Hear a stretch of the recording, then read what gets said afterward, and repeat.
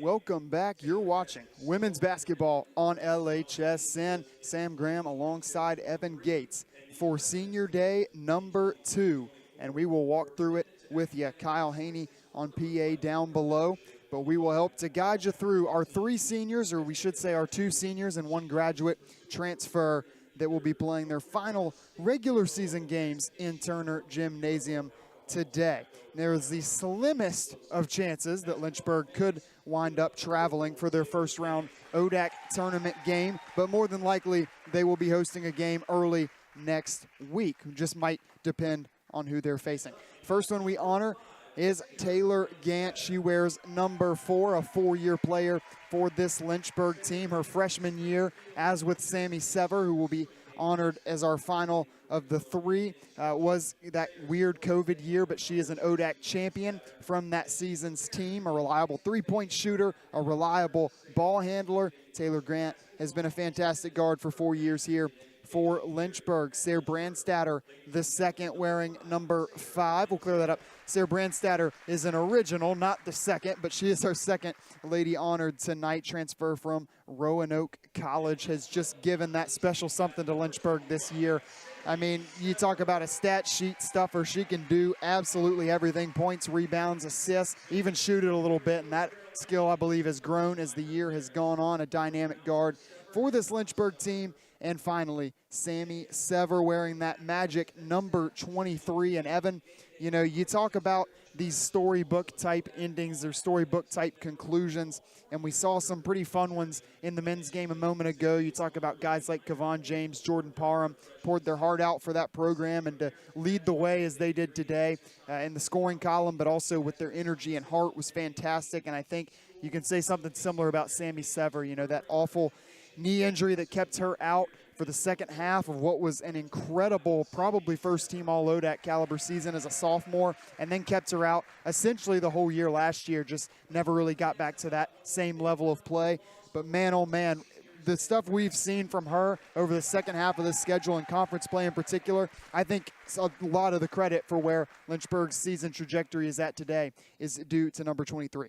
And listen, I mean, it's been, like you said, the entire season that we've seen that. How many times are you guaranteed that throughout a whole season you're going to get that type of contribution from somebody who was out a pretty significant amount of time? And so we're so excited, not just now, but the fact that Lynchburg is probably hosting a game in this next round of the ODAC tournament, and that is the first round. You got to handle business here. You got a Virginia Wesleyan squad looking to come in and play spoiler, but wow, just so many veteran leadership roles on this team, and I think with so many sophomores on the roster, it helps so much.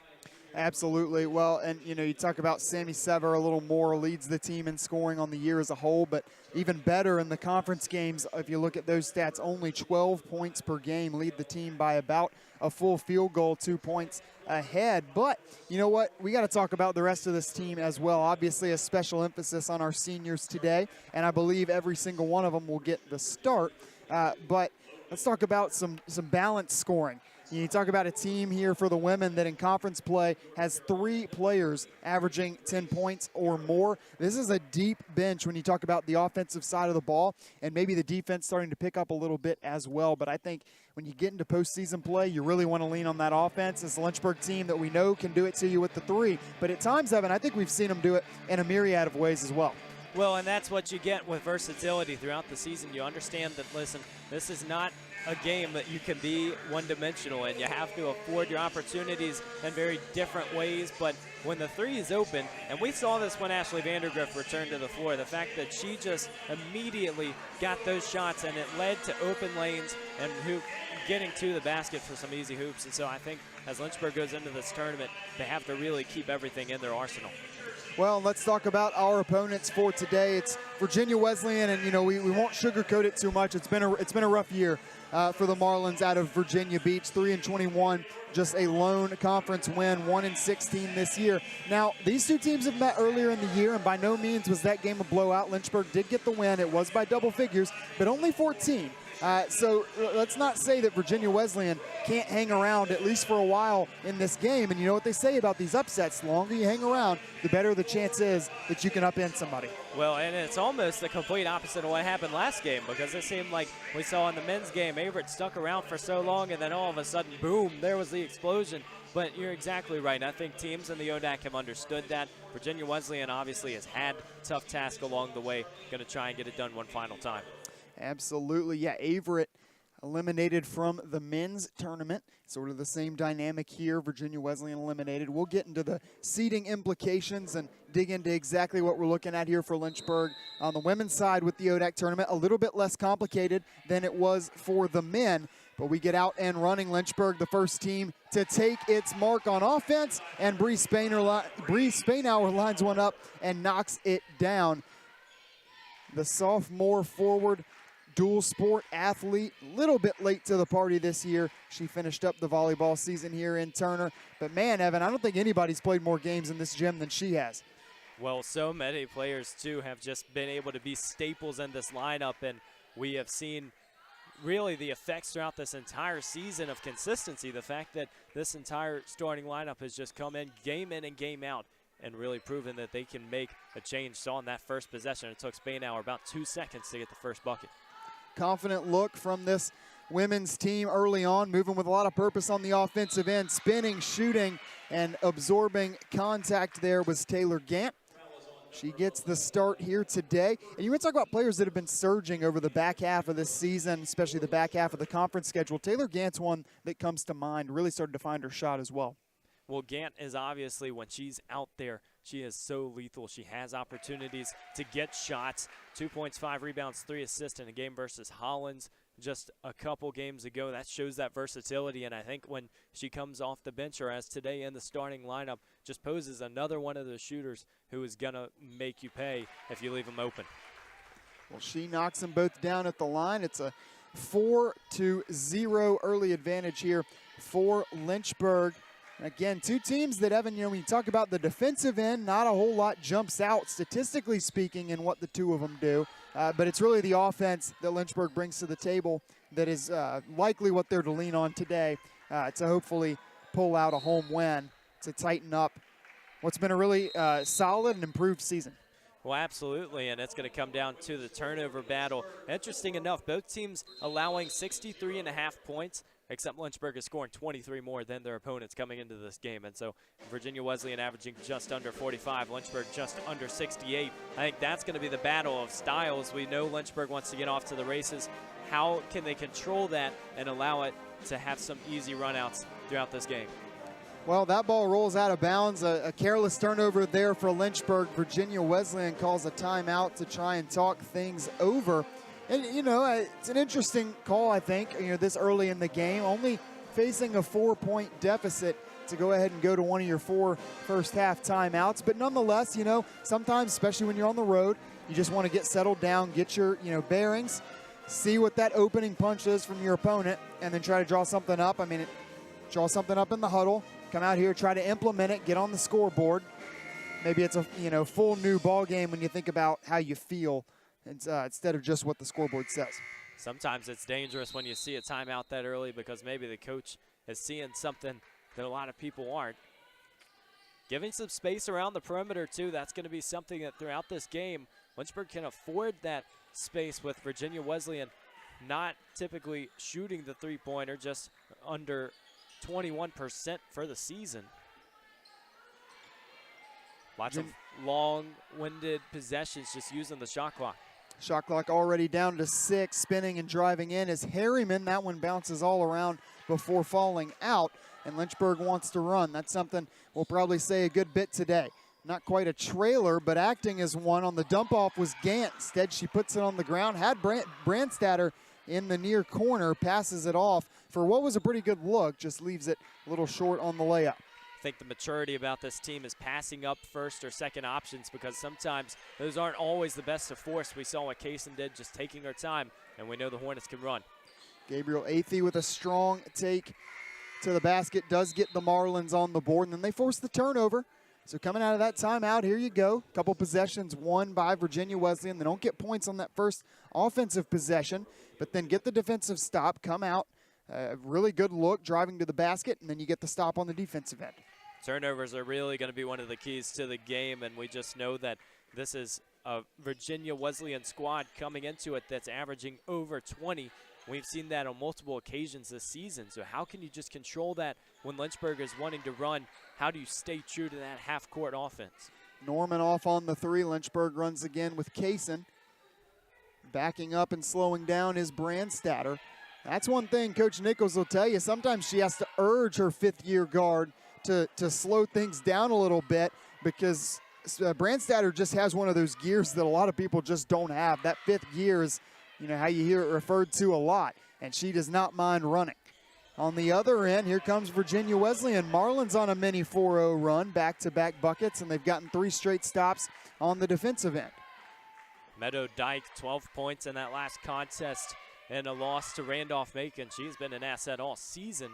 And talk about this Virginia Wesleyan squad, obviously dropping 17 straight. You're just trying to figure out the formula, but there have been some contributors where in games like this, you just got to have 1 or 2 players step up, really make your opponents think about it. That back foot was drug a little bit. Not a bad idea, but Jada Norman walks with it, unable to get that second foot off the ground. Lynchburg gets out without the Marlins attempting a shot. I think that's going to be important for the Virginia Wesleyan defense today. We've seen some early turnovers, a couple of them unforced here from Lynchburg, but the more possessions that Virginia Wesleyan can take, defensively speaking, that Lynchburg doesn't get a shot off, the better. Now, Lynchburg a little cold from deep early on. Kaysen hustles down the offensive rebound. I believe that's 3 rebounds early on for 24 in White, and it eventually turns into a Spain-hour little hook shot driving to the basket. Bree with a quick 4 points. Spain-hour soft off the glass, and she has done such a great job of establishing her presence down low. We know that she also has that cross-court passing ability. You saw it a little earlier on to Sammy Sever in the corner, but when she can get square to the bucket, she's going to get some and-ones throughout the game. We've seen that all season. Out go Gant, Kaysen, and Brandstatter. In come Kelly, Mullins, and Harris. And, you talk about that deep bench for Lynchburg. Brooke Kaysen, a player who's 5 threes away from 50 in her career. It's not out of the realm of possibility that we see that happen today. But, you take her off the court and you replace her with 2 players that are just as capable from deep in Olivia Harris and Macy Mullins. Well, that's what this Lynchburg team is about this season, too, and Coach Nichols has said it. There are so many opportunities. We've already seen the program record of 16 threes in a game. They had 15 last time out. They're going to keep shooting them, not dropping so much right now. That was a good look from Olivia Harris and a good find from Macy Mullins to draw her defender down low and then kick it back out. But the threes just not dropping early on. We'll see if Lynchburg starts to go back through the paint a little more. Kelly, nice block, and now it's going to offense. Sever nearly got it wedged there at the rim. Mullins going to line up a 3. She's usually good to take the lid off the basket. Instead, it's a strong rebound for Virginia Wesleyan. 2-on-1 break for the Marlins. Sidestep, shot, bank, no good. Bree Spainhour, who's got 5 of the Hornets, 7 points. We're running on the other side. Casey Kelly trying to finish off the break, and she does. Nice timing on that pass, and Kelly saw it the whole way, just trailing, being in the right spot. She's always going to get her points in the paint, and she's really made a living of it. And you think about aggression, just from the offensive standpoint, she's going to come after it every time she gets the ball. Casey Kelly, one of those players you just really can't help but admire with the heart and intensity she plays with on the court. Dual sport athlete in her own right. She'll be transitioning to the track whenever this basketball season ends, though she and the rest of her teammates hoping that's not for several more weeks. I think everybody in the country thinking that too. We know the ODAC has been talented, WNL right now the ranked team, but so much more work to do in Salem. Here comes the maturity from Olivia Harris as she passes up an okay shot for a really good one. That's something, part of her game that's really improved this year. When things aren't quite clicking with the jump shot, she's not afraid to drive it in and try to get a little closer. She's found a lot of success with that this year, and she's on the board with 2. Virginia Wesleyan looking to answer. It's only a 5-point deficit, but turnovers can play you out of it in a hurry. Harris and the Hornets want to run. Mullins, 3. Off again. Lynchburg still looking for that first 3 to drop. It's been a cold start to this one from the outside. I think you have to feel happy about it, though, if you're Coach Nichols. The looks that they're getting, they're not being too forced. And then sometimes you're going to get some easy layups on the other end. Casey Kelly in transition. It's been a couple possessions without a basket, but that has certainly concluded there. And again, a credit to this Lynchburg offense. If it's not coming from the outside, just put it on the floor, put your head down, get to the rack. Sam, you mentioned it earlier about Casey Kelly going to the track season for the spring. How many times do you get ODAC Field Athlete of the Week for track during basketball season? I mean, that might be a first. Yeah, it's certainly hard. I believe her fate for the ODAC championship still in the air as far as it comes to track and field. That will really depend on what shapes up in the ODAC women's basketball tournament, because both will be going on next week. So if Lynchburg's able to win that first round game, I'd imagine Casey Kelly will be a no-show for the triple and long jump at the ODAC championships. But you can count on a big outdoor season for, as Harriman able to answer here, put Virginia Wesleyan back on the board, and the Marlins hanging around here in the early going. It's what you have to do against a team that can heat up in a hurry, and Olivia Harris misses an easy one, but another example of that transition. Just a few quick passes can lead to some easy ones. Harris a bit frustrated with herself there. Felt like that's one she typically finishes, and we have blazed right on through this first half. 2:05 remaining, the first quarter. Haven't exactly lit up the scoreboard at 13-8. These two teams content to run up and down the court, and we've only had 3 fouls. But to touch on that last point, the 3s versus the 2s, Lynchburg 0 of 5 from deep, but 4 of 6 from two-point land. Always lethal, but that is a great example of that versatility. You're not always going to have everything clicking on the same day. It's just about figuring out your strengths and what you can rely on. That's what the great tournament teams do. Tough look there for Athey, but instead Lynchburg's able to run again. Harris looking for a trailer. She does find Letty Michael not in a position to shoot. Run this offense now and slow things down. You don't see that very often from the Hornets, but they've done a great job at finding three-point range. There's another one off the mark. One of the colder starts in recent memory. Casey Kelly gets on the ground to corral it, and Lynchburg once again. Let's not just talk about the 2-point success they've had, now stacking up the offensive boards as well. With 9 on the shot clock, they go Kelly the jump shot. Not necessarily the first thing she'll dig out of her bag of tricks, but we've seen her knock some down, knocked down 2 in the Ferrum game, last time in Turner Gymnasium for this team. Leading the team in offensive rebounds, too, with 47. Make that 48 after that last play. And just some of those situationals where it doesn't matter if you're a guard or a forward, you just have to have a great feel for the game to know where that shot's going, and Kelly's always in the mix. Lynchburg with 3 offensive rebounds already. You talk about forcing turnovers as well. Virginia Wesleyan's already gotten tagged with 4, and Brooke Kasem was trying to make it 5. Marlins got to stay patient here. It's only a 5-point game, under a minute to go here. Can go 2 for 1. Decent look at it, but then giving up the foul is probably not what the Marlins had in mind, that far away from the basket. Don't want to call that a frustration foul with as early on as we are in this game, but certainly offense has not come easy for the Marlins. 33% from the floor in this first quarter. Well, definitely a cheap one, and Brandstatter, great spot to be in, just holding her position. Brandstatter's one of those on the team. We talked about stat stuffing. I mean, it goes into the steals and blocks as well. She's been sensational. You're going to be looking at those top 5 conference categories after this game. Brandstatter a 3. Somebody's going to make one eventually with as many as Lynchburg will take, but how about a 4th offensive rebound, and this time straight back up and in with it. Darcy Ross, a little up and under, puts it back in on the reverse. Darcy's just one of those presences down low. Lots of players on this Lynchburg team almost learning that post position, because you have Bree Spainhour, you have Darcy Ross. We know what Taylor Brown has done throughout the season, but with a team that shoots so much, how do you get that presence down low when you're constantly looking to pass. I think the Hornets and Coach Nichols have certainly developed it throughout the season.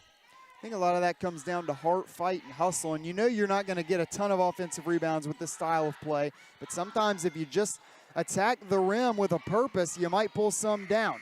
Final heave from Brandstatter is relatively close, but would not have mattered even if it dropped, because that is the buzzer on the first quarter. Blazed through that one in record time, and Lynchburg nearly doubling up their foes from out east. Lynchburg up on Virginia Wesleyan, 15-8.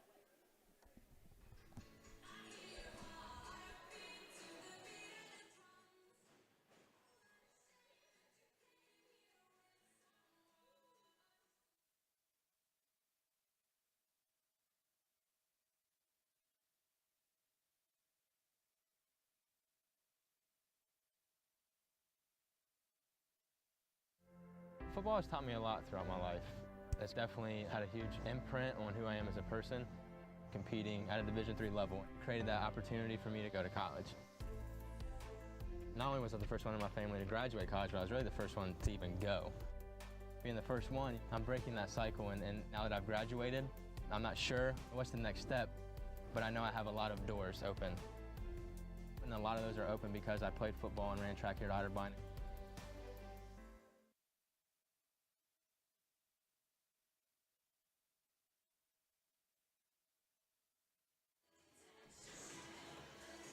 Well, Lynchburg up by 7 with 10 minutes gone by. We reset the clock, and we're ready for another 10.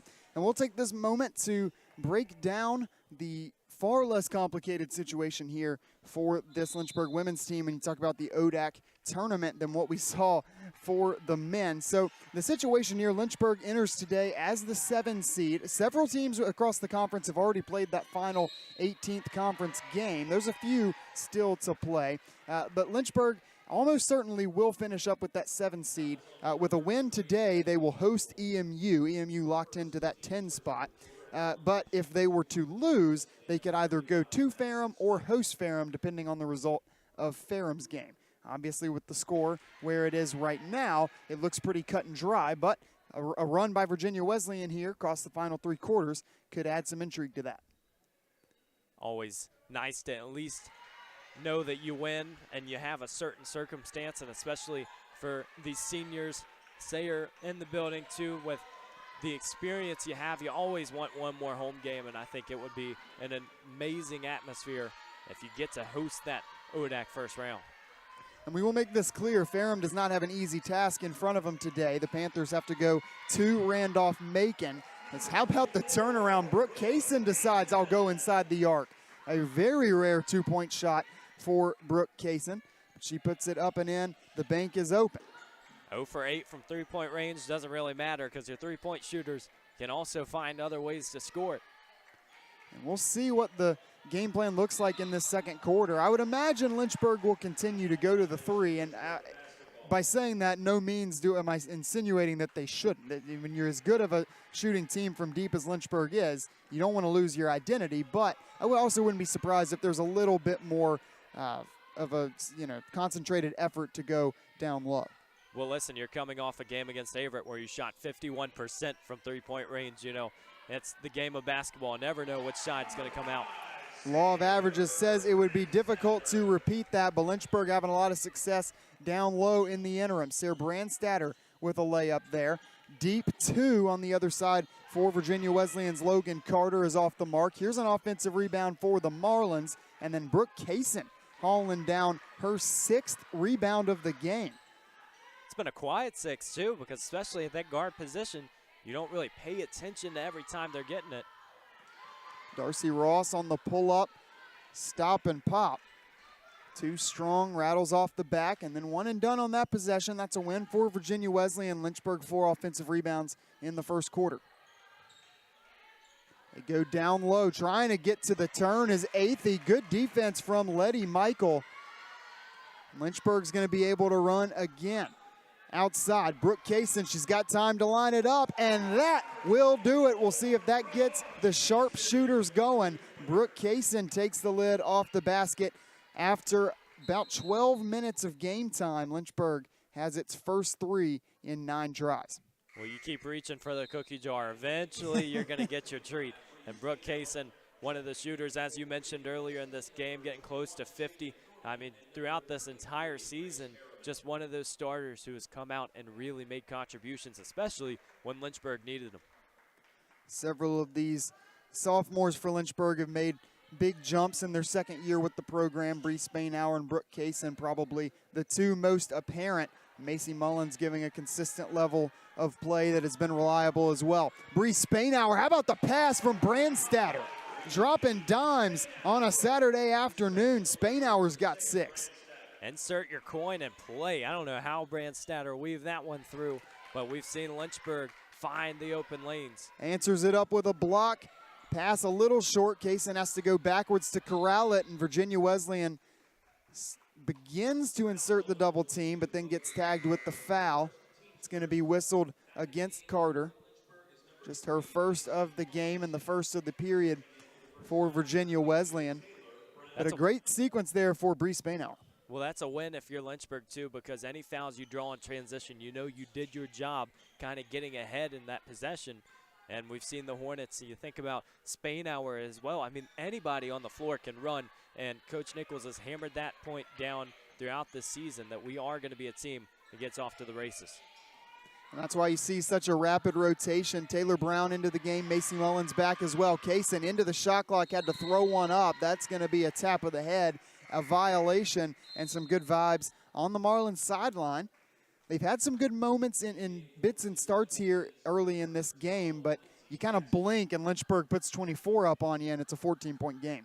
Well, you have to think about this, too, because Virginia Wesleyan, a very slow-moving offensive team, your possessions are essentially multiplied in any game against Lynchburg because they're constantly getting it out quickly. Then you just got to make sure that even if you're missing, it's not like some of these other games where 1 or 2 possessions are huge. Like, you can get back in this game. You're going to have chances. Just got to believe it, especially early before the half. Shot clock starting to dwindle to the left of your screen now, but saving the day right there in the last moment was Grace Harriman. Second field goal up and in for the freshman forward from High Point, North Carolina. And this is a roster for Virginia Wesleyan just littered with young talent. A lot of freshmen, a lot of sophomores here for the Marlins. Only 3 seniors for Lynchburg, but Virginia Wesleyan can one-up you. They've only got 1. And that's something that obviously signals you're ready for the future. We know that Virginia Wesleyan has been a squad that has been in better places before. They've had winning seasons. You just got to go back to 2018, but I think Lynchburg is loving their winning season right now. How about Bree Spainhour? Yeah, Lynchburg with a win today officially clinches a winning season. They will not have a losing season, even if they were to lose today and lose in the first round of the ODAC tournament. The 13-win threshold secures that, but 14 means the worst you can finish is 14-12. And when you think about where this Lynchburg team was at a year ago to the day, it's a very different vibe on Lakeside Drive for Coach Nichols, as you feel like her culture is starting to really firmly plant itself on these grounds. Well, just from a morale standpoint, as that's going to be a foul far away, Lynchburg has just come into every game with a very different sense of confidence, and that we have seen the growing pains. We've seen some games where you go out in the first half and you concede that lead late, but that shows that they can hang with the top teams in the ODAC. It's now just a question of, can you close the door, and that's what great teams are able to do.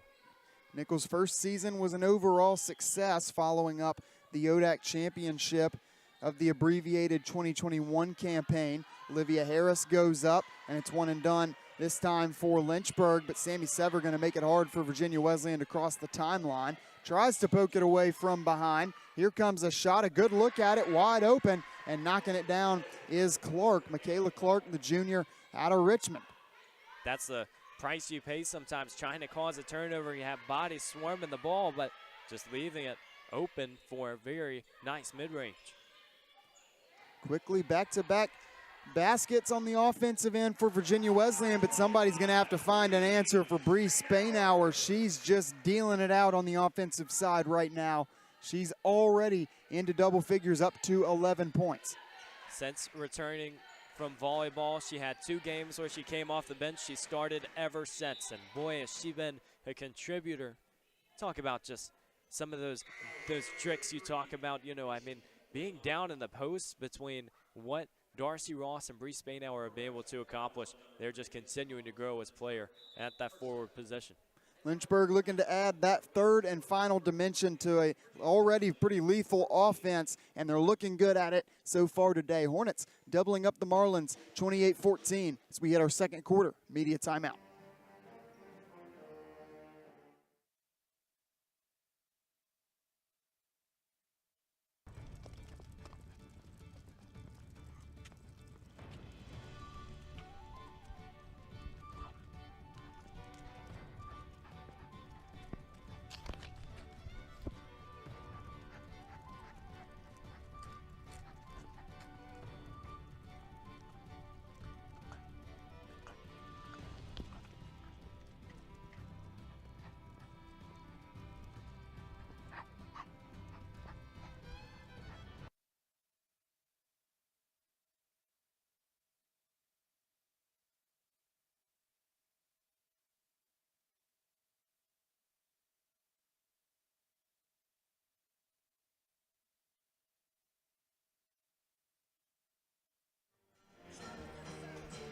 Welcome back to Turner Gymnasium. 28-14 Lynchburg in our final regular season contest on LHSN for basketball. But folks, women's basketball team is hoping that there's one more, because you understand what is at stake with a win. You get to welcome somebody in for the first round. We've talked about the environment you can have, and Lynchburg looking to pack Turner if they get there. Well, and how important that is. You know, Lynchburg did make it into the ODAC tournament last year, but by the slimmest of margins, had to go on the road. And it's just a team that's grown so much. Won 7 games a year ago. They're set up to outdo that in ODAC wins alone. Actually, correct myself, they already have at 8-9 coming into today. Yeah, this is a team certainly trending upward.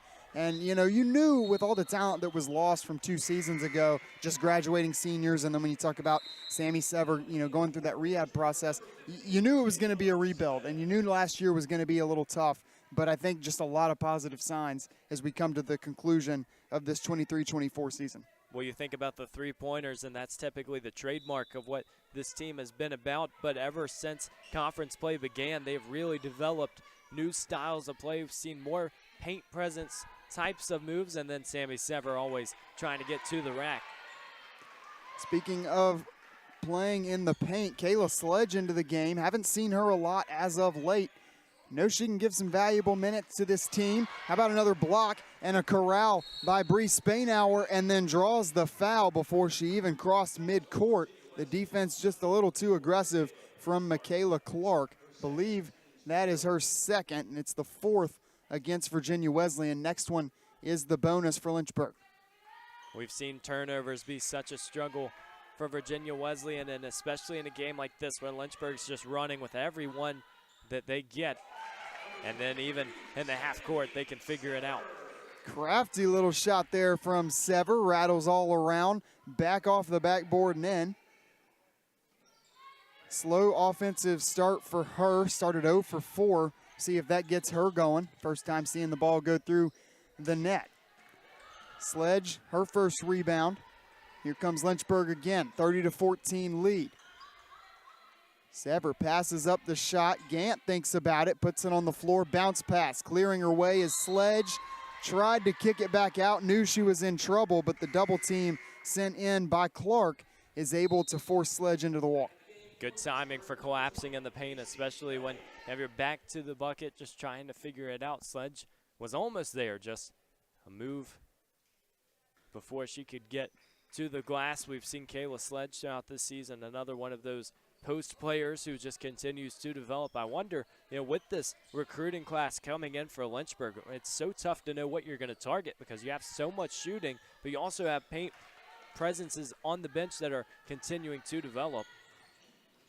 I think development will be the name of the game. Talked to Coach Nichols, and she knows that, you know, there's a lot of promise there, especially from Taylor Brown, as Sever has made her last 2 shots. And, you know, Taylor Brown, I think, is somebody that there will be a strong emphasis on working into the offensive flow on a game-by-game basis. We've seen some really impressive things from her here, you know, here and there throughout her freshman campaign.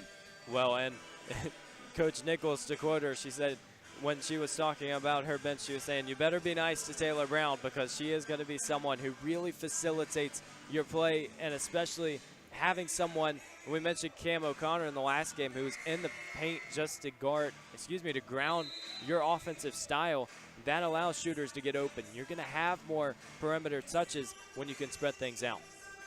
Well, and again, you talk about adding dimensions to your offense. It gives you that inside-out game, and when you have a big that's able to, diagnose passes and read a defense, that's a huge asset. And I think developing Taylor Brown, who's got the frame for it, got the height, and certainly has a lot of natural ability at the position, just taking that next step with her could be huge in, taking the next step with this program next year. I mean, I think this is maybe even more improvement than we expected at the beginning of the year, Evan. This is starting to look like a team that, if everything comes together, might just be 1 year away. We thought coming in this might be a 4-year rebuild, but it's looking a lot more like 3.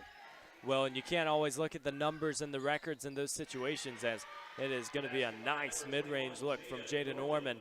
But this is a squad that looks very familiar to last year's in terms of style. You're averaging over 8 made threes a game. You were first in the ODAC last season. And so if that continues or improves, you just keep on building.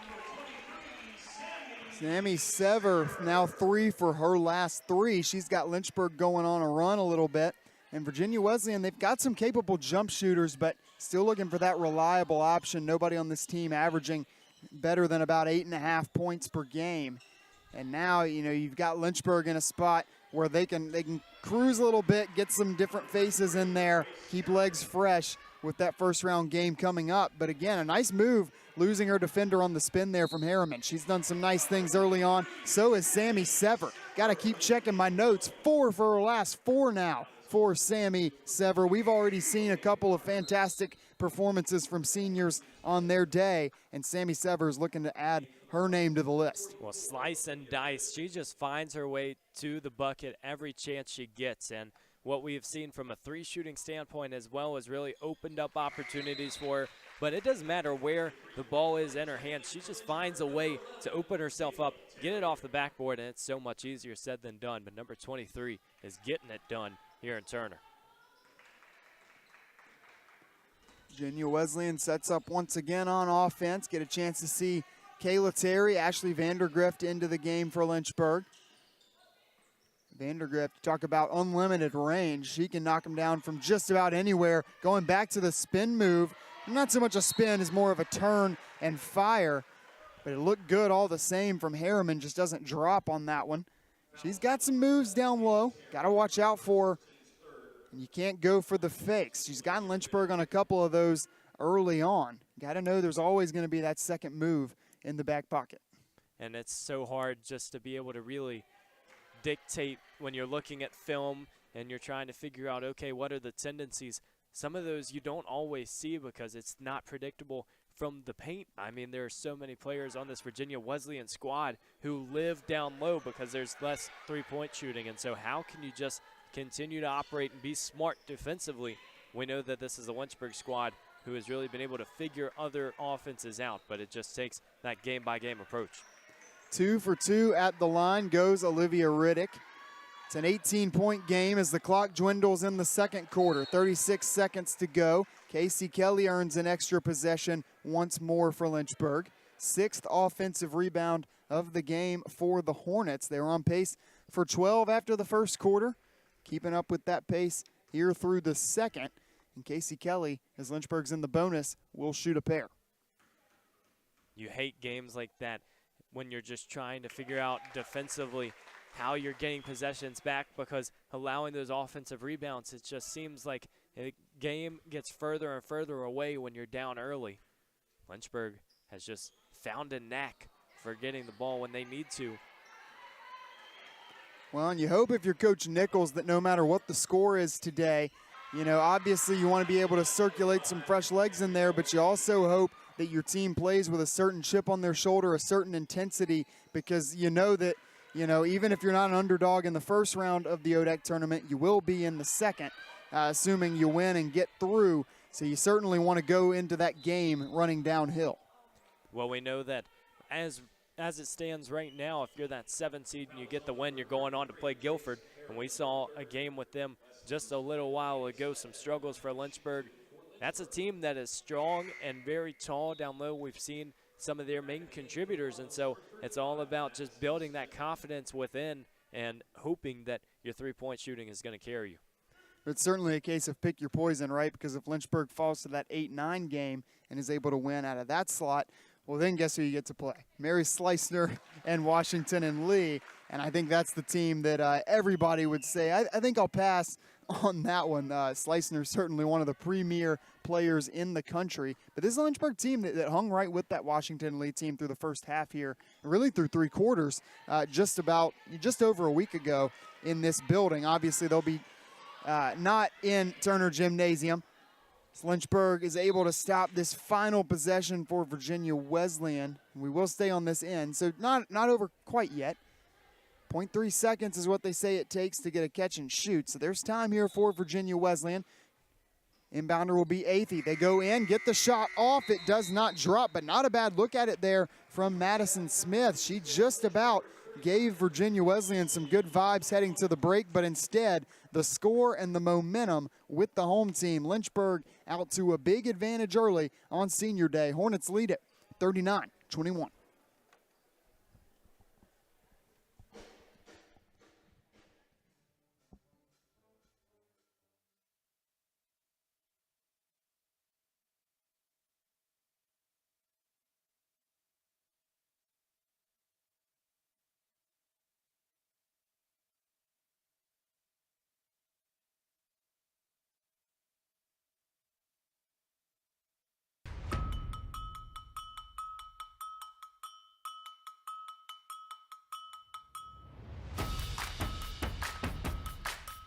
Living the dream. USA, Mexico. That was so exciting.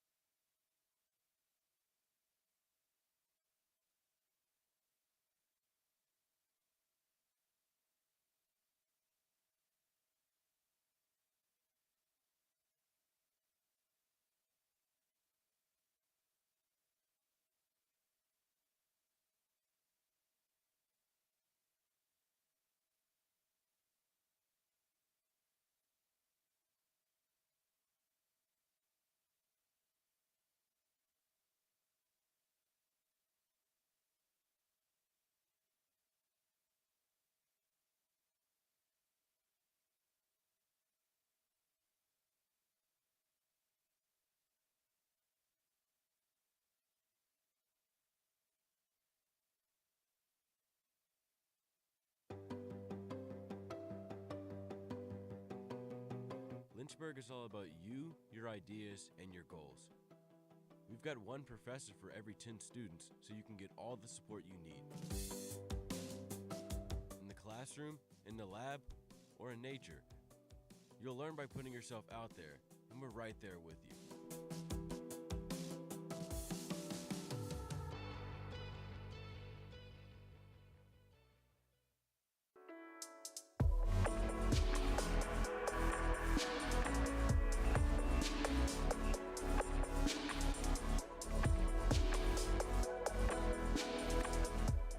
Today's a rough day.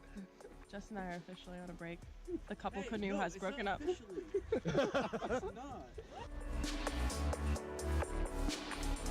How you feeling? Living the dream. Just canoeing. That's the Mexican side behind me. The U.S. is that way. So far, we're all still alive. I really want a peanut butter and jelly sandwich. Woo! We did it! Kind of.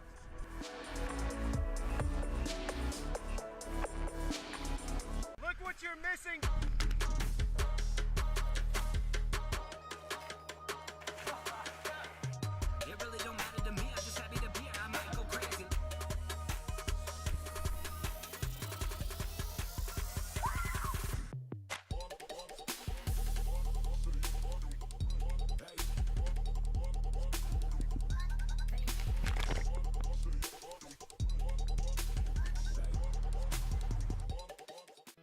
private education is too expensive? Think again. At the University of Lynchburg, you can get a personalized education for the cost of a state school. If you're commuting and you get our top scholarships, you could pay much less. And you get all that without the hassle of giant lecture halls. Our faculty know your name here and do more than just teach.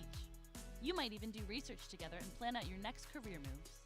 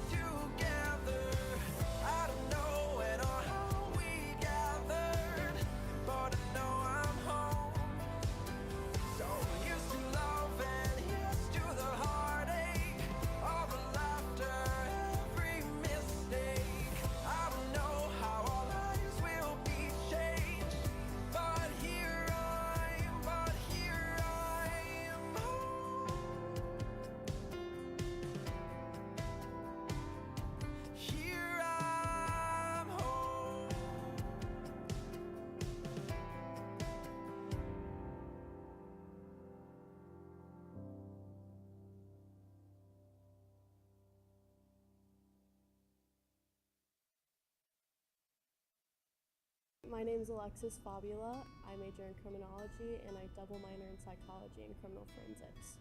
My favorite part about Lynchburg is the friends that I've come to have. It's helped me come out of my shell more, and it's helped me become the person I am and the student I am. I really enjoyed how small the campus was, and I also really enjoy how small the class sizes are. It made me feel like I was going to be more engaged than I would at a bigger campus. If someone was on the fence of coming to the University of Lynchburg, I would definitely love to sit down and have a conversation with them, because I'm forever grateful that I made this choice. It's definitely something that a student wouldn't regret. Out of my 4 years here, I've not had one bad experience. I've had a great 4 years, and I'm going to be very sad to go.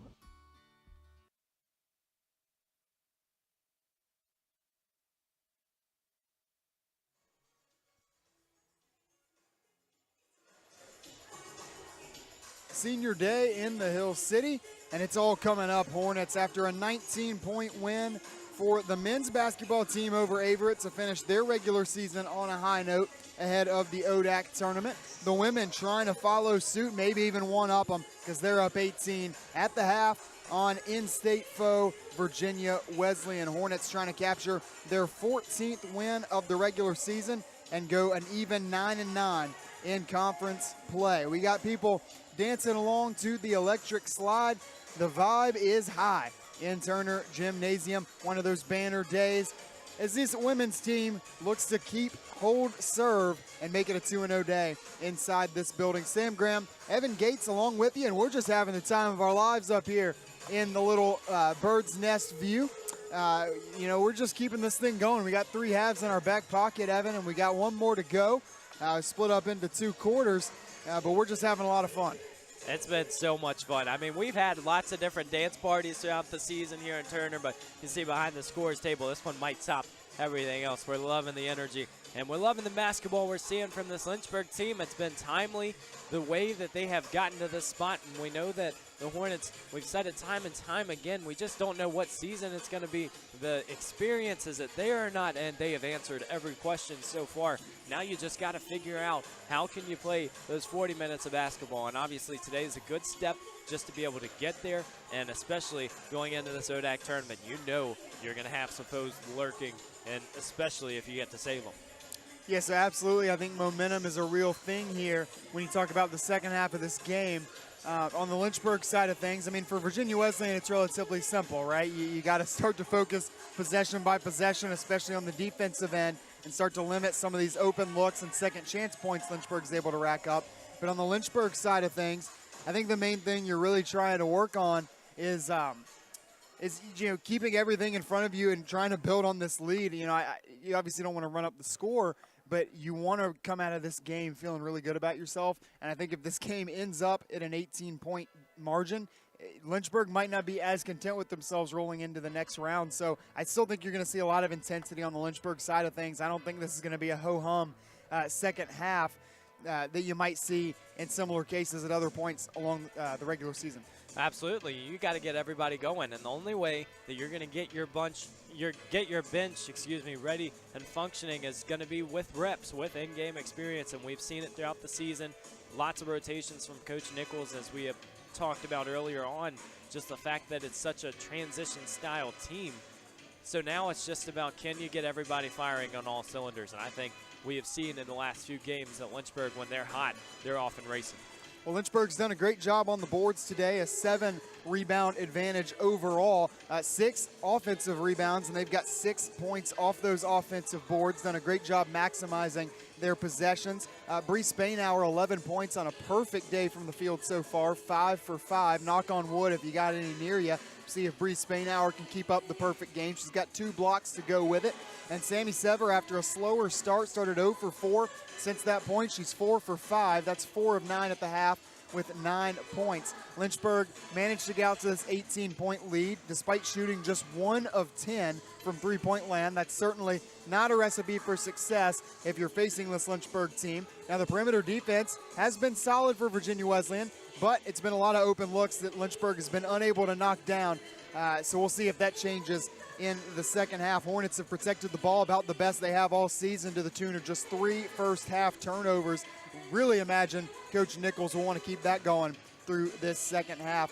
For Virginia Wesleyan, Harriman leads the way with 8. She's been a bright spot on offense and has showcased a lot of those interior moves, 4 of 10 from the floor. And then Athey, the lone other player with multiple field goals made. She has 4 points to go with 3 rebounds at the break. Evan, I'll turn it over to you as we take a look around some pretty consequential games around the rest of the conference. Well, it has been obviously the Saturday that essentially gives us our final picture. Once and for all, Washington and Lee was the first team to get it going, 76-62 victory over Roanoke College, so they will finish the regular season with a very astounding 1 conference loss. And we have just seen what Mary Schleissner has been able to do all season, All-American watch. She's going to continue doing it in the conference tournament. Bridgewater beat Averett 64-43, so one of those middle-of-the-table contests, as Shenandoah right now is ahead against Guilford 39-25. That's going to be one to watch, and especially we've seen both of those teams at full strength. Lynchburg has really hung with both teams to some degree, just not able to get victories, and I think that is going to be an interesting indication of what's to come next week. Well, that's a really big game because, like we were talking about earlier, Evan, when you look at the way the bracket sets up, if this score holds, Lynchburg's your 7th seed, and if they win in the first round, which they'll get to play at home, then they're going to Salem and playing, either, well, it really depends on the winner of that game, Shenandoah or Guilford. Guilford holds the advantage right now. But yeah, Evan, in that Shenandoah game, that's probably one that if you talk to this Lynchburg coaching staff, they feel like that one got away a little bit. Had a pretty commanding lead at one point. And Shenandoah's a good team. There's no doubt about it, but that's a team that Lynchburg knows it can play with and would probably be anxious to play a 40-minute game with. But on the Guilford side of things as well, obviously playing on the road, that was a tough look. But when they came into this building, they just about saw a double-digit lead disappear in the final 2 minutes as Lynchburg had an opportunity to get the win in that one on the final shot. It just did not drop. Well, and, it's so tough trying to draw it up and prepare for that 1 or maybe 2 plays that you have, but that's an opportunity for Lynchburg just to grow, and we've talked about it against those big contenders. Listen, Guilford is a squad that has been battle-tested this season. So has Shenandoah. We've seen lots of highs and lows. I mean, even think about the beginning of ODAC play when Randolph was one of those teams that was kind of near the top figuring things out. And so it's anybody's game. You just got to get hot at the right time. And we know that Lynchburg, if they hang around in contests, they're going to shoot themselves into a very formidable scoreline.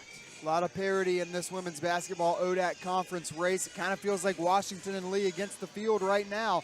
but it's a strong field coming up on the Chase Pack. We've got one more half of basketball in what's been a jam-packed day, not only in this building, but across the country. If you love hoops, this is the best time of year, and we got 20 more minutes of it on this court in the other side of this break.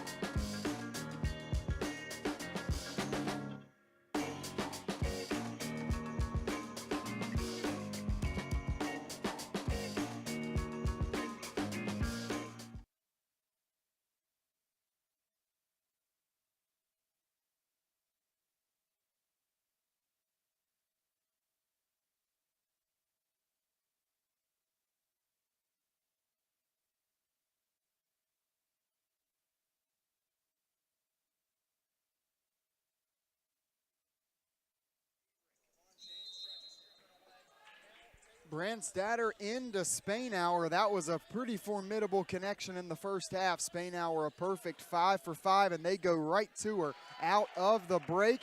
Make it 6 for 6, and the Lynchburg lead is 20. A picture-perfect start to this second half on a beautiful Saturday afternoon, getting into the early evening here in the Hill City. Best time of year, if you ask me, to be in Lynchburg, Virginia. Oh, I'd have to agree. I mean, you got all these spring sports really close to starting. If not, they have already. I mean, we talk about baseball and softball, lacrosse, everything going while basketball is at the peak of the season. So much fun going around.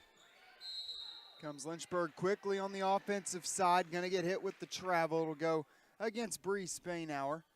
Lynchburg team that certainly can play loose in the second half. Just got to keep Virginia Wesleyan at bay. Marlins want to do everything in their power to upend that narrative. It's a tough first half. It's been a tough season for the Marlins.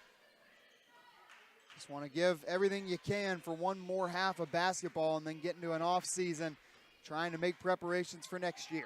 Strong take down low proves fruitful. Gabrielle Athey, solid first half. She's up to 6 points now. The deficit back within 20. Fewer three-pointers being shot, too, and maybe a point of emphasis. I mean, we are only a minute and change into this half as somehow Sammy Sever stripped it away. But, yes, certainly just an opportunity to grow your style of basketball, and you're not always going to have the three at your disposal, so these 20 minutes of the second half are crucial just to figure things out. Sever fighting through the whistles, able to come up with the steal. Just about had a good look at an and one. Ball doesn't drop in for her, so she'll get 2 at the line. Not a lot of free throws in this game either, just 12 between these two teams combined in the first half. Lynchburg the advantage there, and 6 of 8 making good on them. Both teams 75%. As a team, that's always where you want to hover. If you can be in those mid to upper 70s, you're doing something right. Sever a little too strong on the first. That's going to be something that in tournament time just cannot be a question mark. Your free throw shooting has to be at an elite level, and at least compared to the regular season, you want to make sure that you're capitalizing because they can add up quickly, especially in those games that are decided by 5 or less. Here comes Virginia Wesleyan, turns, fires on the jump shot. Mentioned they've got a couple players that can knock down those jumpers. Logan Carter knocks that one down the deep 2. Kaysen's going to try to answer it with 3, not quite. And Kaysen did not have the positioning, Spainhour for the rebound. It's corralled instead by Carter. Good couple of possessions for her, and here come the Marlins. Trying to feed it out into that far corner. The spot-up shooter out there was Barger. But instead, she's unable to corral it. Goes into the back of the Virginia Wesleyan bench. Lynchburg resets on offense. This game is really showing that Lynchburg, despite that shooting struggle early, is really just able to find multiple ways to get into the lead. They had 56 points versus Averett, and while it doesn't say 56 on the scoreboard right now, you can just tell they have had the momentum the entire way. 7 for 7 and 15 points now for Spainhour. 3 rebounds, 2 blocks to go with it. Lynchburg going to her early and often. She's rewarding them with those points. Virginia Wesleyan trying to answer, unable to. Second attempt, no good either, but it does draw a foul. And I think that's the tricky thing, right, is, you know, you make a stop, you maybe even string 2 together, but you know eventually the dam's going to break and Lynchburg's going to be able to score. So you kind of do feel like you have to be able to at least go 1 for 1 with them. Obviously a little better than that if you want to come out with the win, and I think that's just tough to do. Well, especially right now, you just got to have that toe-to-toe mentality, because runs in basketball, you never know exactly when they're going to happen, but you just got to be in a position to attack. And we know that if those droughts continue, sometimes that door is a little more accessible to try and get back in it. We've seen this full court pressure a lot of the game. Lynchburg just doing well to stay disciplined and make the easy passes. Hornets only had 3 turnovers in the first half. As low as they can keep those turnovers into the second, the better. Did pick up 1 on the travel from Spainhour on that first possession. So the total's only at 4. Kaysen lines up another 3. She's got 1, the lone make in the game for Lynchburg, but had a little trouble catching fire as the three-point woes continue a bit. Good opportunity, though, catch and shoot.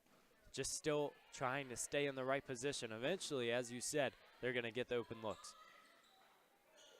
Decent look on the other end for Virginia Wesleyan, and this time it's the Marlins that hustle down the offensive rebound. Must be something about that end of the court. I don't know. Sever, good pass out ahead from Sarah Brandstatter. She's able to get another one up, and again, she draws the foul underneath the basket. And to go back to that last offensive possession for Lynchburg, you know, I think sometimes it's easy to look and wonder, how on earth does Brooke Kaysen get all these open looks? You know, you figure everybody's got the scouting report. They know what kind of three-point shooter she is. And then you look down the rest of the roster and you look at other people's percentages, and it's like, well, somebody is going to probably be open just about every time down the court because you got to mark up everybody else. And when Bree Spainhour is eating the way she is down low today, that's just a whole other thing you got to worry about. You even throw in Sammy Sever into that equation because she is so good at that driving kick mentality, and when you have spot-up shooters around the perimeter, it really just erases a lot of those opportunities to defend in the paint. Sever was able to follow her shot and grab her own rebound, but she walks trying to haul it down. She will come out, be replaced by Olivia Harris. Take a look at it again, just a couple extra shuffle steps there before she's able to get that shot off, though that was close. She just about awarded herself another foul. So many opportunities. Let's go back to Spainhour for a second, too. In that first matchup with Virginia Wesleyan earlier this season, 71-57 victory for the Hornets. 14 points, 6 rebounds, 3 assists. She was active, and she has just continued to get better. I think this is a matchup for her that she has really allowed her playing style to grow down low. Kelly trying to get out in transition, just can't quite finish. Seen her get a couple opportunities in transition today. Out of the fray comes Macy Mullins. Lynchburg a full reset. Spainhour finds near side Harris. Harris with a hand in her face, doesn't matter. Line them up, knock them down. Olivia Harris doubles the three-pointers made for Lynchburg today and has her first triple of the game. No reason for apprehension, and Harris just takes advantage. Virginia Wesleyan wants to talk things over. Coach Lewis has seen enough. She calls for time out, and we'll go ahead and take it with them. Olivia Harris lines it up. The shot is true.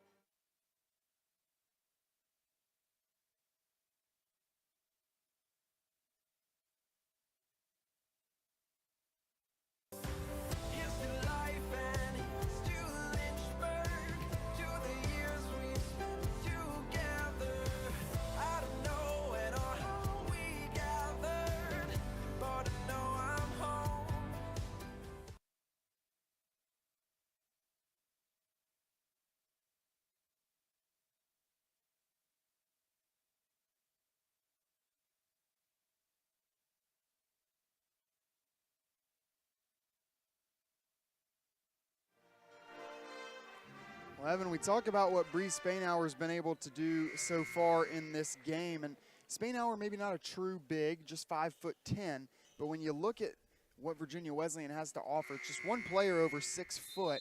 We have not seen much of her today in Maya Cosby, so it's really just Grace Harriman that Virginia Wesleyan has to throw, maybe Madison Smith as well, to throw a little size in there.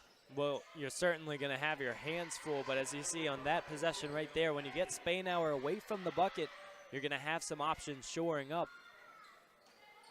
Lynchburg the other way. Harris this time acts the role of playmaker. Spainhour didn't have anything to do with it except reset, recharge, and Macy Mullins. It's back-to-back threes for Lynchburg. Watch out. Don't let the Hornets get hot.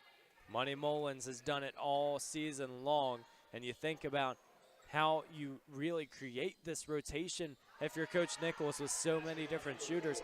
Mullins this year more of that two-guard position with Sarah Brandstatter at the helm at the point guard position. So you understand you got to be ready for your shot. I think that transition, now that it's over, we have seen her really start to get comfortable and take more looks. And I think it serves two valuable purposes. On the one hand, we know how good of a shooter Macy Mullins is, so allowing her to spot up a little more than having to create off her own dribble is certainly a plus, as Bree Spainhour stays perfect at 8 of 8. She's up to 17 points. But the second part of that is it also does give you the option of having a second playmaker out there in moments like this where Brandstatter and Mullins are on the floor together.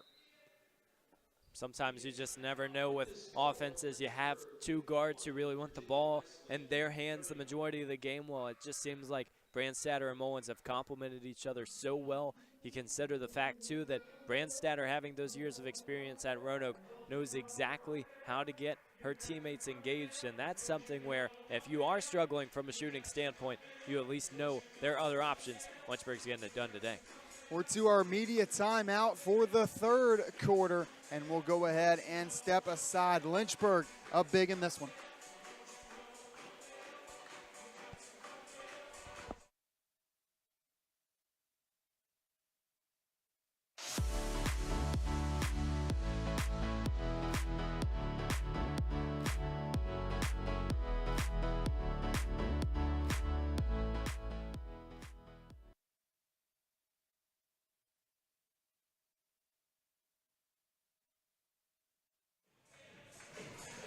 Pump it up in Turner Gymnasium. It feels like we've been pumping it up all day long, Evan. I know we're not playing in the game, and to be honest, we really haven't done much of anything athletic over the last 4 hours.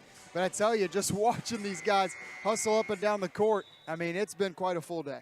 Oh, yeah, and it really adds up when you consider the fact that these are two teams for Lynchburg that just love to run. I mean, you get these so many different options that they pose are results of what they manifest. It doesn't require reading a defense too much. As we see, Olivia Harris reads the defense really nicely, gets that steal and the putback. But this is what's going to happen in the tournament. You just think about teams that get out and run. If you can control your own tempo, you're normally going to have some pretty good answers. Well, you talk about intensity. I think seeing a lot of these Lynchburg players, you know, follow after these loose balls, even when a possession looks like it's over and maybe the Marlins feel like they're out of the woods, just snatching it right back away from them. You know, even if not all the shots are falling, you know, I think just a lot of hustle and a lot of intensity that Lynchburg's playing with in the second half. That's kind of what we expected. Puts it on the floor, puts it up, but a travel before the shot went off against Meadow Dyke. Sophomore out of Chesapeake, Virginia, Grassfield High School. Got a certain Lynchburg athlete that went to Grassfield High School, one of our friends. Shout out to the track and field cross country team. Another shout out while we're on the subject, Courtney Drum, 3K school record, first to ever break 10 minutes in the 3K today. Did that over in Blacksburg, Virginia Tech. Invitational, that's a heck of a run. Well, listen, one of two Hornets on the distance side to run today, and so when 50% of your contributions is that, it's a pretty good day. Here comes Mullins, defender on her back, tried to slam on the brakes, that old point guard trick. Slam on the brakes when they're behind you, let them foul you. But smart to not give that foul was Clark. Now Lynchburg has got to kind of reset over halfway through the shot clock. I don't know how Mullins kept the pivot foot in that situation. Gives off Kaysen. Still looking for that second three. Still going to be searching for it. Does get a reset of the shot clock. Looks like it only reset to 20, though. No matter, though. Lynchburg didn't even use close to the full shot clock on the second attempt. And here come the Marlins. It's just about one possession at a time now. You understand Lynchburg has gone up big and really from the gun. So how can you just continue to stay patient, thinking about next season what Virginia Wesleyan is going to be able to bring back? So many freshmen on this roster, and you just got to know this is not the end for this Marlins squad. There was a three off the mark for Virginia Wesleyan, who's still searching for their first three-point make of the day. You know, it's interesting. We talk about the struggles for Lynchburg as Brooke Kaysen still looking for that second one, having some trouble with it. Darcy Ross, another offensive rebound. It's the 9th for Lynchburg. But, you know, Virginia Wesleyan's still looking for their first three of the evening. You know, we know they've got a couple people that can spot up and knock down some tough shots as they've done today, but, you know, not even taking a lot of threes, but bigger trouble, obviously, being 0 for 7.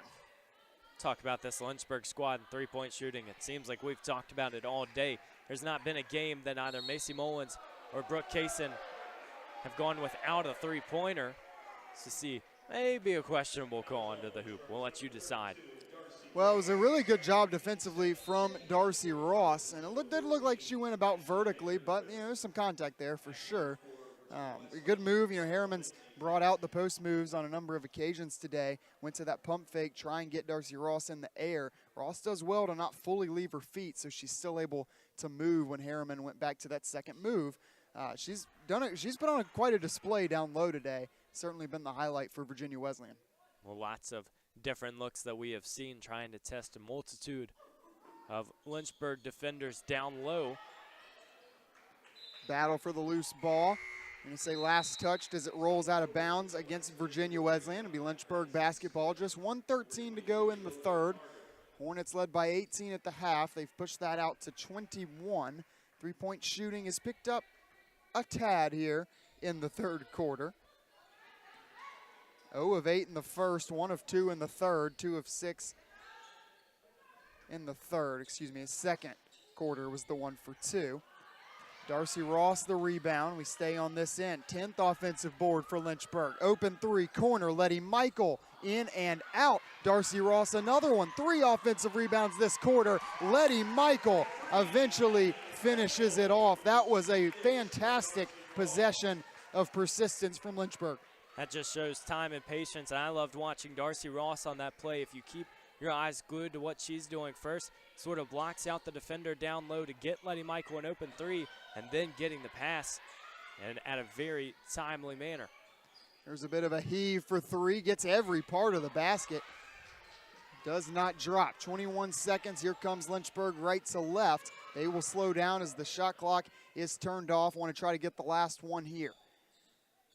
Yeah, Darcy Ross, certainly one of those players that might not show up on the stat sheet, just doesn't do a whole lot wrong. Here's Vandergrift. She's at her best when the clock dwindles low, and she does it again. Vandergrift, her first 3, Lynchburg's 4th, and the Marlins will not get off a shot. Lynchburg pushes the lead to 26 by the end of the third quarter on the back of quite a little run there to cap off the quarter. We have the 4th on tap with Lynchburg up 26.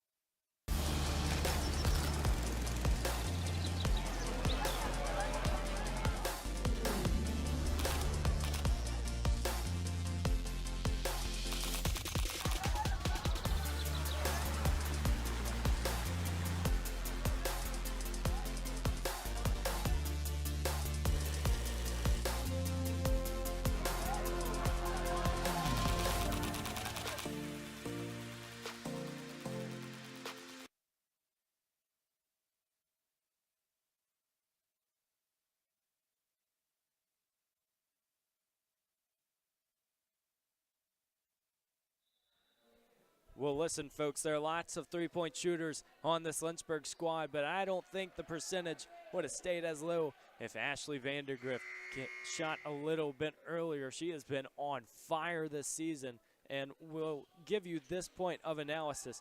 She is shooting the three-pointer better than she's shooting from field goal range, and you're thinking, okay, that's a pretty neat stat to have, right? But Ashley Vandergrift is shooting 55% from three-point range, and it seems like everything she throws up is coming down through the basket. She's been fantastic. Lynchburg heated up a little bit over these last two quarters from three. 0 of 8 in the first quarter, but they've gone 4 of 11 over the next two, just a hair under 40%. That's always a pretty good rate. And you're speaking of a whole team. Obviously, Brooke Kaysen had a little bit of trouble so far today. Not sure that she'll make that 50 mark in this outing. But again, at least one more game remains after this. Lynchburg's hoping to make it 2, and they're going to have the home court advantage to do it. They're just 9.5 minutes away from making that officially official. Although there was a strong chance, regardless of the outcome here, that would be the case. So crucial to be able to have a postseason game at your home court as well. We know that Lynchburg last season really just struggling at Ferrum, and obviously doesn't matter who you're playing, there's going to be a pretty aggressive environment once the postseason hits. And so opportunity to pack the gym one final time as winter comes to a close. First three is up and in. Actually, they will make it just a 2 there for Virginia Wesleyan. Didn't get all the way behind the line, so that's a bit brutal there for the Marlins. They're looking to take the lid off for their own respective offense. Still looking for that first triple. They've taken 7. Letty Michael bats one down. Brings out the fly swatter, but loses track of it, and Virginia Wesleyan regains. Hot potato, who wants it? Bank shot up and in. Back-to-back buckets from Jada Norman. Jada Norman has had a really nice scoring day thus far, and you saw Madison Smith under the bucket just trying to get the quick one. Virginia Wesleyan had numbers, but just time and place, the Marlins able to get it an easy one early in this fourth quarter. Vandergrift, a rare 2-point attempt. She puts it on the floor, and she stays a perfect 2 for 2. 1-3, 1-2. Every time it seems Virginia Wesleyan's able to string together a couple good offensive possessions, Lynchburg's right there to steal that momentum right back, just not giving an inch really on either end. Tough contested shot against the outstretched arms of Ross and Spainhour. So tough to play against a team that can control tempo from the gun. We touched on it earlier, but it just seems like Lynchburg, every step of the way, has been able to dictate how this game is played, and even missing shots have still found ways to get on the scoreboard, put some crooked numbers up in the whites. Offensive foul goes against Letty Michael. It's her second, team's first of this fourth quarter. It'll be Marlins basketball, and we get a platoon swap here for Lynchburg. And Evan, I was just about to comment there on that last possession that it was a pretty, large lineup other than Macy Mullins. A lot of size out there with Vandergrift, Darcy Ross, Letty Michael, and Brooke Kaysen. They just exchanged it for an even taller one. Kayla Terry and Taylor Gant, the guards, but then it's Sever, Bree Spainhour, and Taylor Brown, each carrying 5'9" frames or taller. Lynchburg getting to get a little creative with some of the lineups they're throwing out there today.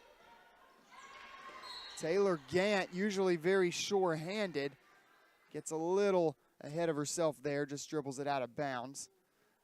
Tried everything but getting the basketball in the end, but that's the hustle you love to see. That's the hustle that is going to help you along the way.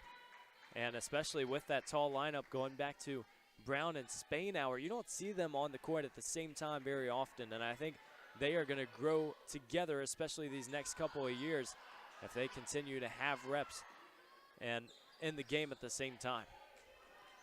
Taylor Brown hauls down the rebound. Just feel like you want to stack those minutes for Brown as much as you can. And Bree Spainhour back out there as well. Still has not missed a shot today. Shot selection's been on point. Feeds to to Sever, who once again gets under the basket and once again in that spot draws a foul. Does so well to go under instead of over that she's able to get a lot of those arms coming back down on her shot that are catching her arms. And that's sometimes just trying to almost earn the call from the referees, and every ref is going to be a little bit different in how he or she judges it, but what Sammy has done well is that she is not afraid to take that contact, and sometimes we'll see her absorb it and still be able to get those and ones, something that complements the shooting of Lynchburg when you have that attention going down low. That 2-for-2 marksmanship at the line ends an 0 of 4 streak there in the third quarter. Lynchburg struggling a little bit at the line there. That streak has ended. Hornets now 8 of 14 on the day. It's a team that in conference plays right at 70%.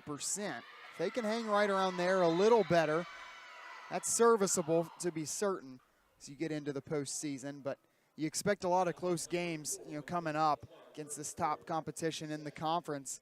And you just want to know that you can, sit back and rely on that free throw shooting ability as much as you can. Certainly a heightened emphasis in shoot-arounds now on getting those freebies. But it also, the great teams, and we've touched on this a few times this year, seeing squads come in to Turner Gymnasium who have had players that get to the line at a very high clip. You got to be able to find ways to get there, and when you get to the paint, that's when you are able to get those free throws. So sometimes if you're not shooting, games like these can teach you. Sever drives hard to the basket, tries to get the high arc off the backboard. Instead, it bounces right to Kayla Terry. How about the offensive rebounding display today for Lynchburg? They're up to 13 in the offensive rebound column. Listen, KT is 5'4" and still getting it done on the offensive boards, and Spainhour has gotten it done off the glass all game long. Yeah, that's the second point of it. It's one thing to get the offensive rebounds. It's another to capitalize and make it happen on your second chance points, and Lynchburg's now got 13. Here's another jumper, right? Little past the free throw line went Norman. High bouncer off the back of the rim. Taylor Brown turns, fires, catches nothing. Sammy Sever somehow drives out of trouble. She goes all the way around the block and pulls into the driveway at the end. A little bank shot, and Sever's got it going on. Her and Spainhour have now knocked down a combined 14 shots in this ball game. That was a little carousel action going all the way around the circle, and Sever, we think about senior day, and it's not always guaranteed that you have big numbers or those big moments like we saw in the men's game. But again, some of these seniors, and Sayer Brandstad, the grad student on the squad, it's just been a season-long affair where Lynchburg has really needed those contributions. Again, Lynchburg goes down low. A nice feed from Taylor Brown, TB to double S. Sammy Sever, she's got it going on in the fourth quarter. Coming up on the media timeout at the next stoppage, Lynchburg's lead has grown over 30 at 32 points. Closing in on one of the bigger wins of the season at home. Not sure they'll catch that game against Wilson for quite some time. Listen, there was a different energy in the gym against Wilson, and it's one of those games where you see the record books. You're not always paying attention the whole way, but it got pretty close to the end. I think Hornets fans knew something historic was going down in the Hill City. 4:07 to play. Lynchburg cruising it home with its eyes set on the ODAC tournament.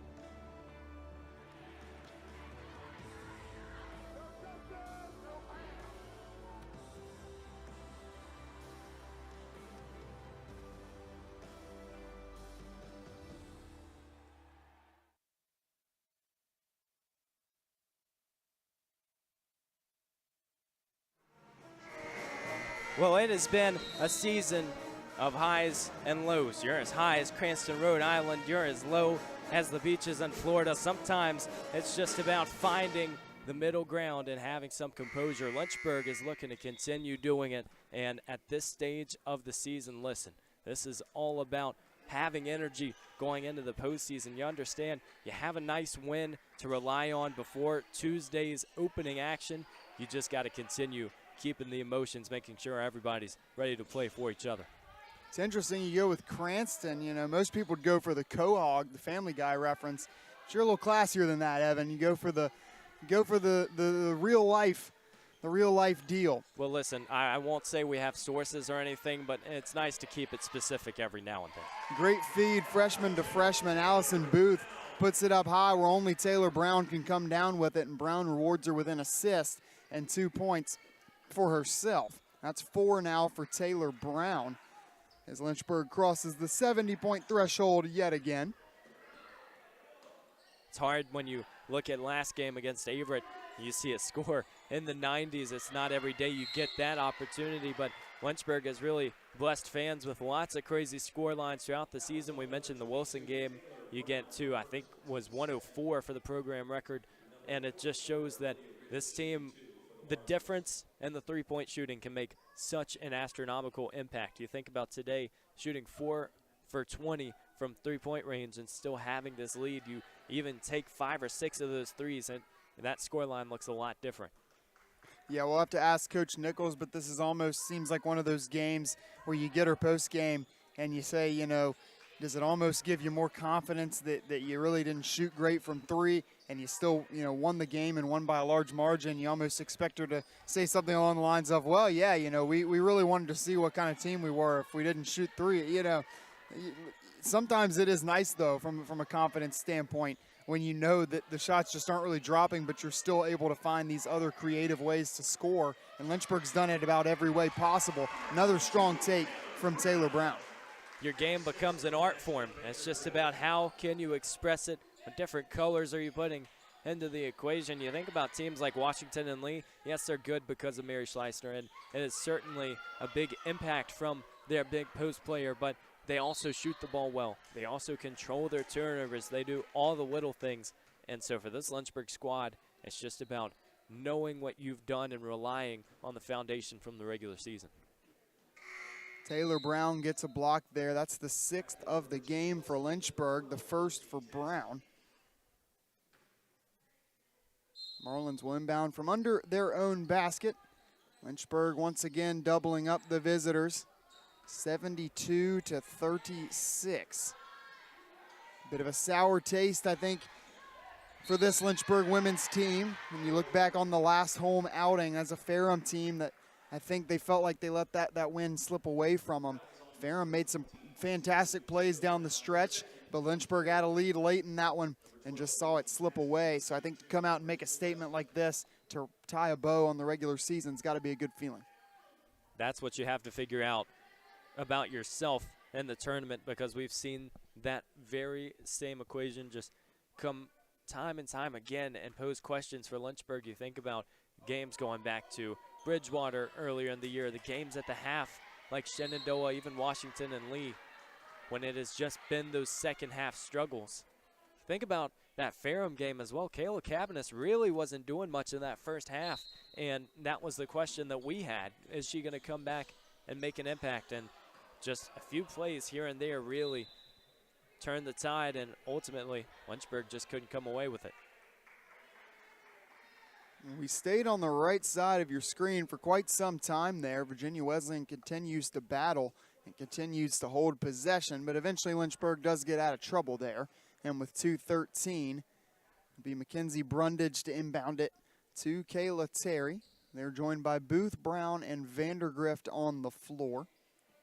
Lynchburg's gotten pretty much the entire team. We won't even say pretty much. They've gotten everybody on the floor today. It's a packed stat sheet, and everybody's trying to find their place in it. Family affair now. It's just about who's going to get those moments in the postseason. You have to think a game like this isn't making a huge impact on that. Coach Nichols has seen lots of other games this season, but it doesn't hurt to go out and have a good performance today, really stamp and earn that vote of trust.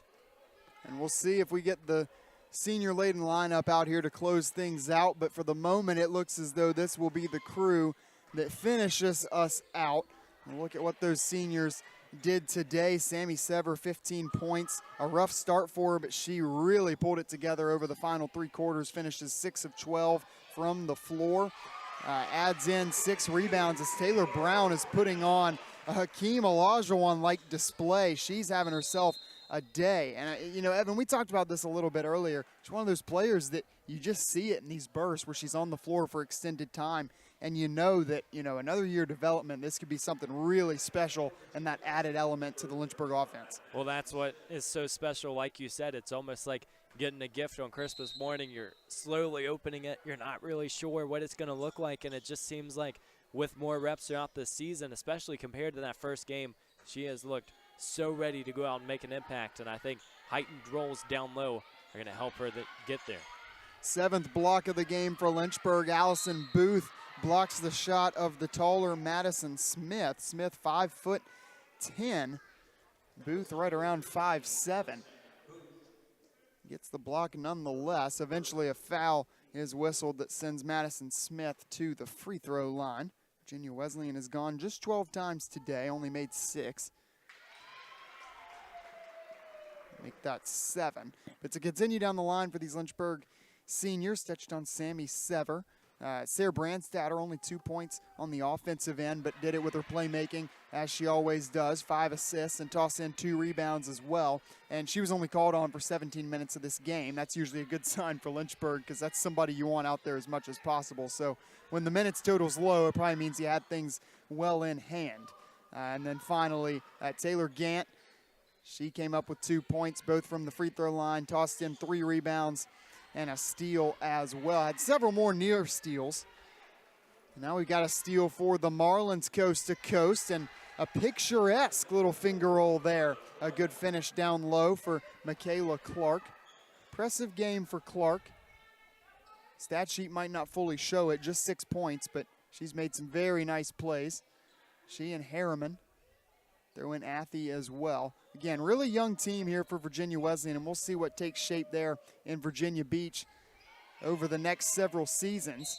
As Taylor Brown's going to turn fire and draw the foul. Just 14 seconds left. It's all elementary at this point.